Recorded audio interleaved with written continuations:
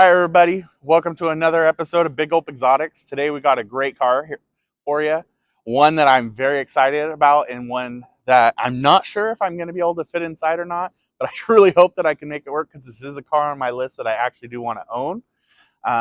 Without further ado, this is the 2020 Mercedes AMG GT C, which stands for Competition.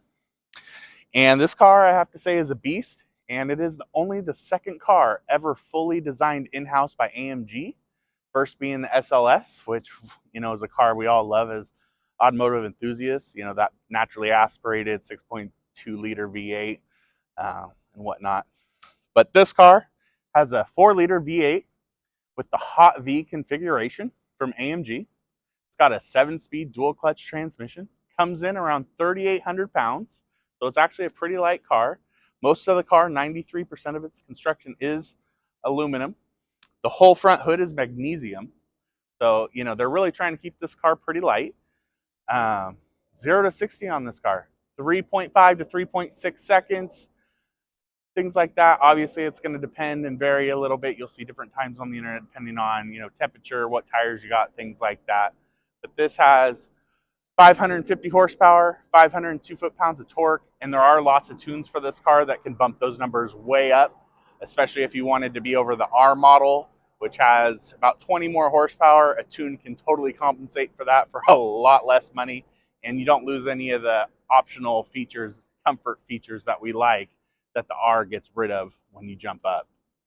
So without further ado, let's take a little walk around the car, let you see it from all the angles, how sexy it is. First off, you're going to see those big carbon ceramic brakes from AMG. Beautiful. We love those. Bronze typically from AMG signifies that it's a carbon ceramic. So have a good look at those. Those are big puppies. Those are going to stop you. With the V8 bi-turbo pulling you around, you're really going to need it. Something great about this car that is not stock, the extra luves in the fenders really bring it up, brings this a little bit closer to an R model look. But the GTC on its own still looks great. It's going to be a great car for anyone that's looking for it, as long as you fit. And that's what I'm here to help you with today, to let you know if a bigger person can fit in this car. Again, I'm 6'4", over 300 pounds. And one of the biggest troubles I have as a car aficionado is, am I going to fit? Well, there's the question, will I fit? And then there's the question is, do I want to drive this on the daily? And this is a car that I think a lot of people do drive on the daily because it's got all the comforts that we come to expect from AMG. But this is definitely a car that you take out to the track and have a good time with. Especially with carbon ceramic brakes, those are meant for the track. A lot of people do take them off and just go back to steel rotors if they're going to go to the track because carbon ceramics are so expensive. But one of the benefits about carbon ceramics is, of course, they don't fade. So going to a corner, your brakes, they're not going to get too hot and fail on you. So this car truly is set up for the track. It is called GTC or Competition. So let's go out there and have some fun on that track. Let's race people on the highway. This car is going to treat you for everything like that you need. But now let's go back to something that is custom on this car by the owner. He added this carbon fiber wing. He had this custom made. It is closer to the R or R Pro model of this car. I think it really adds a lot of aggressiveness and sportiness to this car versus if it's just flat in the back where you just have the little deflector that raises when you get up to certain speeds. This just brings so much more character, style, presence to the car. And I would highly recommend it to anyone that's going to do it. Save a little bit of extra money.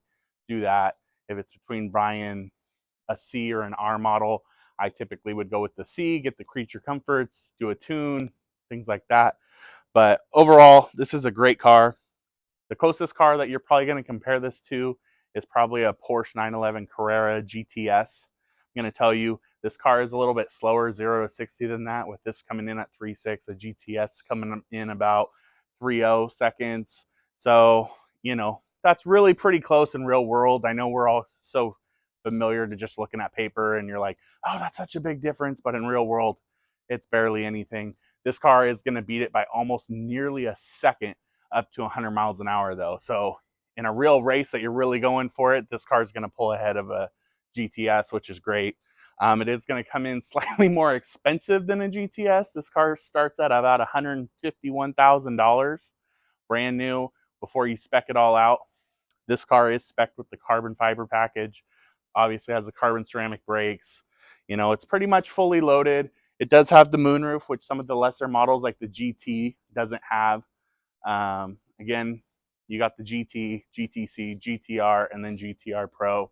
There is also a GTS that was between the GT and GTC, but that was discontinued. So you're just right below the R, losing 20 horsepower, no big deal. But I think it's just a wonderful car, great presence, something I would totally consider driving as my everyday driver. And I can't wait to get it on the road and see what this car can really do. If someone gives me the keys to take this on the track, whew, that'd be a lot of fun too.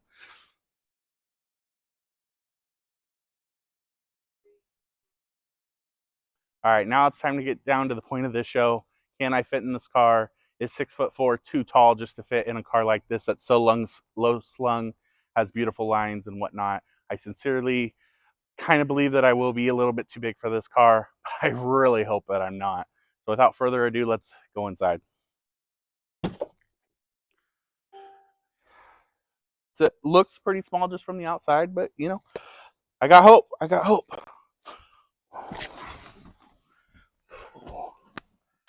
Okay. All right. It's a little snug, but not unbearable. It's doable. So right now, I haven't adjusted my seat. This is the seating position of the previous driver. Let's go ahead and see if I can adjust it a little bit more to what I like. All right. Get my head. Okay, so the seat was all the way down. I was able to recline the seat just a little bit more. I didn't want to recline it too much because my head does start to hit kind of a bar in the back. So you got to find that right balance. But anyways, relatively comfortable. The seats are the racing bucket style, so they do squeeze you. I feel the bolsters coming in on my sides, but they're not unbearable on the sides. I will say that the bolsters on my hips are a little bit tighter than I would like. But you know, I think I'll deal with it. I probably sit up a little bit higher because I'm not quite sinking into the seat. But anyways, the left side of my head is touching the roof ever so slightly. It's not hurting, anything like that. It's not going to rub me the wrong way. I probably will kind of tilt a little bit to the right with my body so I can drive with my head more into the moonroof, sunroof, whatever you want to call it. It does not open, so it's technically a moonroof.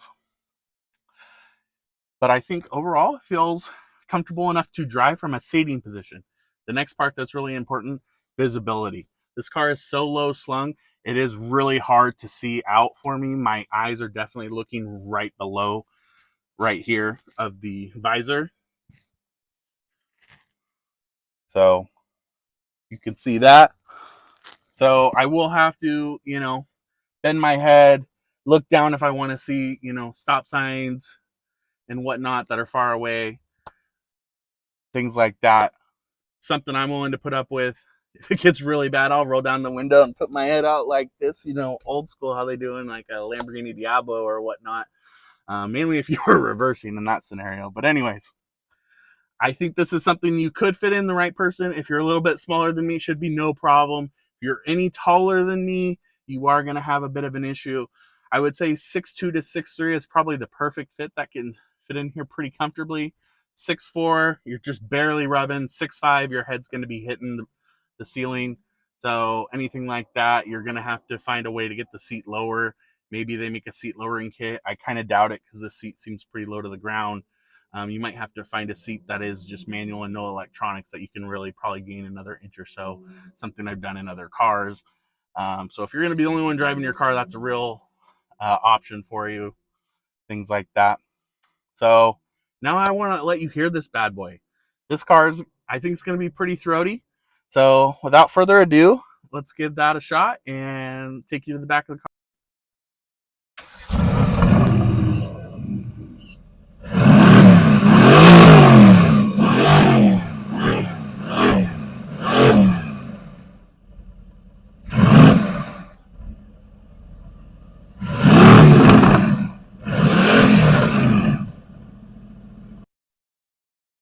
All right, now you get to see me from another perspective.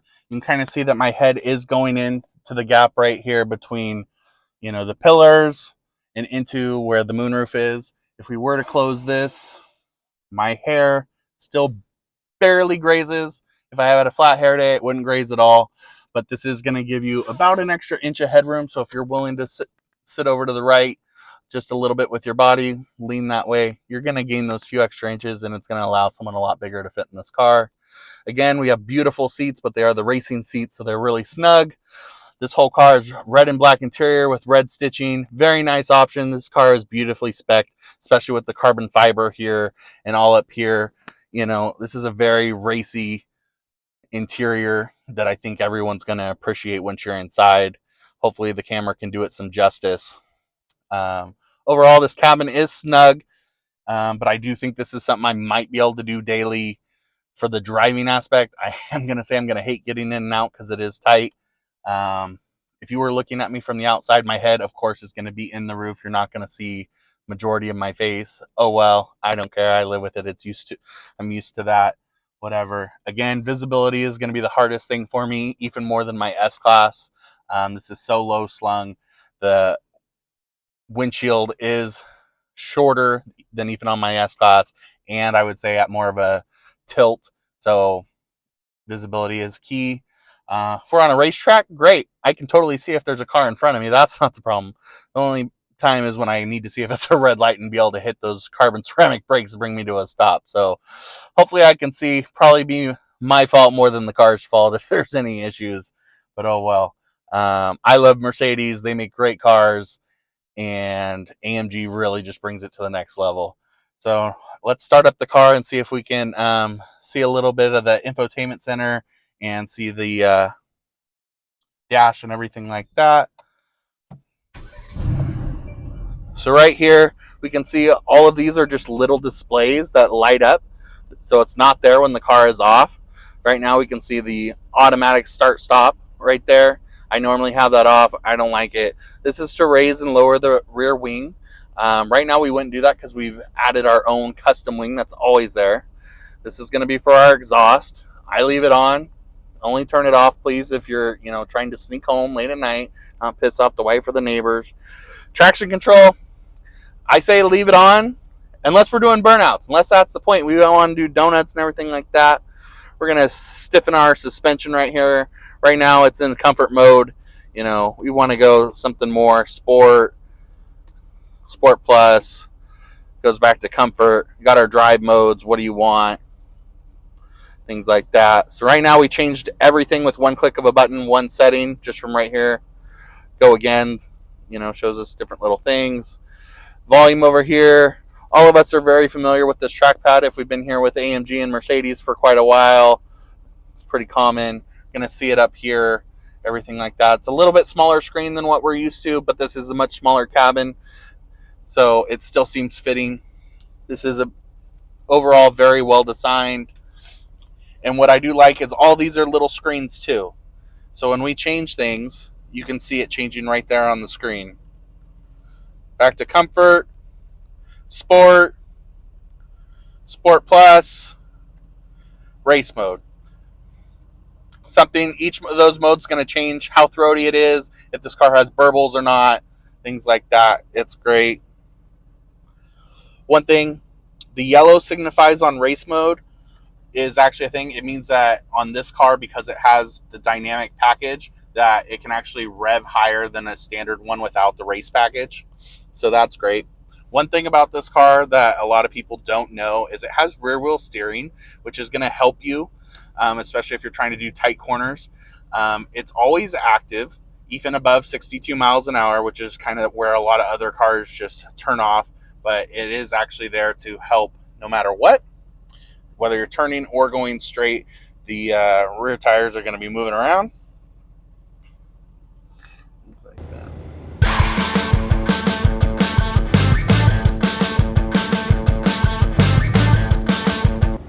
So as you can see up here, we get a lot of vehicle data. Again, very familiar to a lot of AMG users. Depending on what package you have in your car is going to vary what information it gives to you, things like that. Again, this isn't going to show too much if I rev the car right now because it is a turbocharged motor, but if we were out on a track or out on the highway, you would definitely be able to see how much horsepower and foot-pounds of torque this is putting up right there.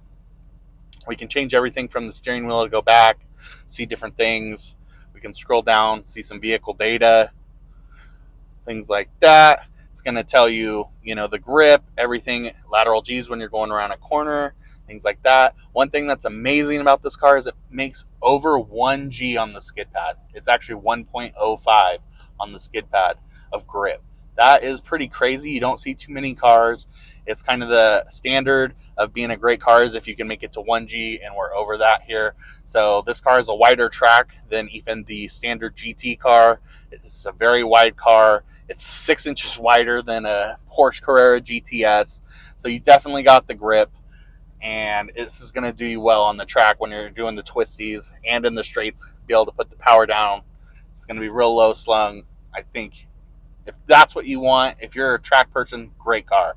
Everyday driver, I will say a Porsche GTS might be slightly more comfortable, just a little bit more space.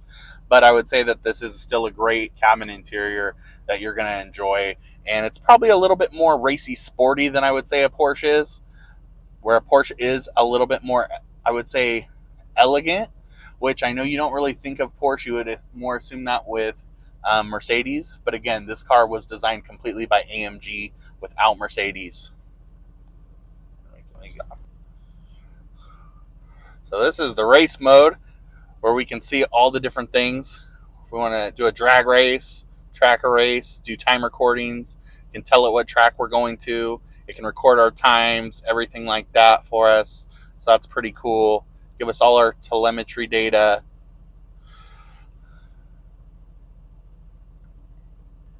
Click OK. Ooh, this looks cool. This looks cool. What's it telling us?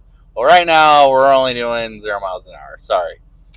Hope to be doing more later. But it just says engine torque. That's pretty cool. I enjoy that. Oh, we see it go up. Just by how much, shows you how much gas I'm giving it, everything. My steering angle, if I turn all the way, we go full lock is just under 410 degrees.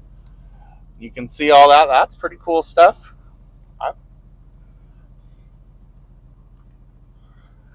We can choose different parameters that we want to see on the screen, everything like that, from the brake pedal, lateral acceleration, speed, anything like that. So this is really going to be great for anyone that wants to take it to the track, really understand their car, especially if you're someone that likes to customize your car exactly. If you got a GTR or a Pro model, you actually have the option to customize the suspension more manually, where this is you're just dealing with the electronic settings. So let's see if we can get out of here. Then we can come down, light settings. Who doesn't love light settings? We can do the exterior lights, just when you walk up to the car and everything like that, as well as any interior lights that we want, things like that. Instrument cluster lighting. So important things. Let's see what this gets for consumption. Ooh, only 10.1 miles to the gallon. Ooh, looks like the high is about 14, I would say. So this is not a car that you're taking for its gas mileage. If you want something for gas mileage, get a Prius, go electric. That's not what this is about. We're about the throatiness. We're about the power. Put my head back, pulled into this seat, and hold on for dear life. This is something that's just going to make you just so happy and giddy when you just are going down the straight. You're doing 140, 150, 160, 170, 180, 190, or we're going to top it out at 197. Let's go. Come on. 197, everybody. That's what this was made for. That's why you buy an AMG. You buy it for the top speed. We buy it for the throatiness. And then if you want to just be able to brag to your friends that you got the AMG and they just have a standard Mercedes. But again, this is all made by AMG. There is no standard version of this where it's a non-AMG. So if anyone else has a similar car, you're both in the same ballpark. You only get to brag whether if you got a GT and you're going to a GTC, you get to brag there. If you're going to an R, get to brag some more. R Pro, brag a little bit more. Or if you were really cool and got the GT3 race car version, which is, not going to be very comfortable, more bragging rights there. But either way, you're lucky to have this car. I hope I can have one someday. and I appreciate you joining for this channel. I hope I've showed you that you can fit in this car, that big people, we stand a chance. Even though people aren't designing these cars for us, they left just enough hope for us that we can just rejoice and be like, all right, I can make it work. It's my dream to have one of these cars. It's probably your dream too, and I think it is a dream that we can obtain. So keep looking out. I'm sure there's going to be a lot more of these cars. The motors are going to change. The V8 might go away, but it went away before and they brought it back just in the past 2 years because everyone was complaining. So let's pray V8's here to stay and they just have to move to a hybrid setup or something to meet the demands of consumption and whatnot. All right, everyone, it's that time. You see those cup holders. Is our big gulp gonna fit in here? Are we gonna pass the BGE challenge? It's the last part that this car has to win out for us to give it the full thumbs of approval here, that we fit in the car, that our favorite drink can fit in the cup holder. We're not gonna have to hold it between our legs, which would be very difficult to drive. So let's see. Dun, dun, dun, dun. It fits no problem. My fingers even can still reach around the back to do all the climate control. It's not buttoned up against it. That's great. That's even better than the Lexus that we just reviewed, if you happen to see that video where it touched and would mess up your buttons. So good job, AMG. I don't think you're going to fit a second one, so I hope your passenger isn't as thirsty as you are, but oh well. I will say that if this was the older style Cup where they didn't bring in the bottom, it would not fit in there, but here it fit no problem. Actually had a little bit, probably could have took a little bit bigger of a cup at the bottom. So I have to say that this passed the BGE challenge, and there you go. This car, thumbs up. All right, everyone, this is the end of the car review. I thank you for joining. I had a lot of fun here. Hopefully you did too and enjoyed viewing this car. Hopefully you'll go out and learn some more about it yourself. Please like and subscribe so I can continue making videos like this. I need to get my subscribership up, so please, I'd appreciate it. Thank you very much, and I'll see you guys on the next video.